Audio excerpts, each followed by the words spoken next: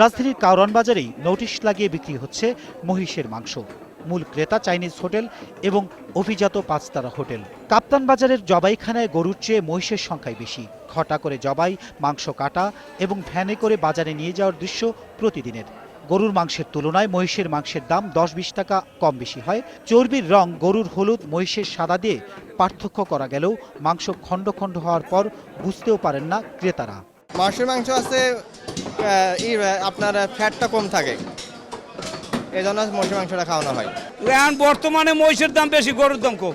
মহিষের একটু বেশি বেশি হইতেছে, এগুলো দাম বাড়ছে আর কি। অন্যদিকে ভারত বিশ্বের সর্ববৃহৎ মাংস রপ্তানিকারক। তা গরুর মাংসের স্বাদের কাছাকাছি মহিষের মাংস রপ্তানি করে। দেশটি মধ্যপ্রাচ্য সহ 60টি দেশে বছরে 15 লাখ টন মাংস রপ্তানি করে।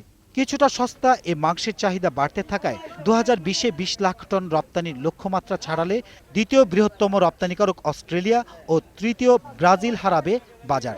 তবে রপ্তানি বন্ধের পর ঢাকার গাবতলী হাটে গরুর সংখ্যা কমে গেলেও এখন আবার বেড়েছে, তবে সবচেয়ে বেশি মহিষের সংখ্যা। চাঁপাইনবাবগঞ্জ একটা বর্ডার দিয়ে সামান্য কিছু মহিষ গরু, সীমিত কিছু আসে, অতিরিক্ত না। 3-4 দিন ধরে বর্ডারের অবস্থা খুব খারাপ, মাল পার হয় না, মাল আসতেছে না। আর 3-4 দিন আগের কি অবস্থা ছিল? 3-4 দিন আগের অবস্থা মোটামুটি ভালো ছিল, মাল ঠাকটুক আসতেছিল, চলতেছিল। এখন বর্ডার টোটালি বন্ধ। বাংলাদেশ মাংস ব্যবসায়ী সমিতি মনে করে, হয় বৈধভাবে ভারত থেকে গরু আমদানির সুযোগ তৈরি করতে হবে, তা না হলে ভারত ছাড়া বিকল্প দেশ থেকে আনতে হবে গবাদি পশু। হয় গরু আমাদের দেশে বৈধ পথে তারা দেখ, সীমান্ত করিডোরের হাটগুলা, আমাদের কোনো আপত্তি নেই। আর যদি তা না দেয়, ওই যখন ইচ্ছা তখন দিবে, আর যখন ইচ্ছা তখন আমার কৃষককে সর্বশান্ত করে দিবে, এটা হইতে পারে না। এটা সরকারের অবশ্যই নতুন করে চিন্তা করতে হবে।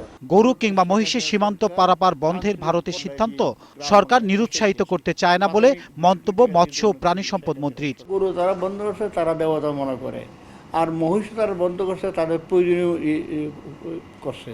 তো আমরা তো পরনির্ভরশীল থেকে উঠতে চাই। আমরা যে বন্ধ করছে এই জন্য তারা আমরা ডিসকারেজ করি না, বন্ধ করছে আমরা আমাদের উৎপাদন বাড়ে নেব।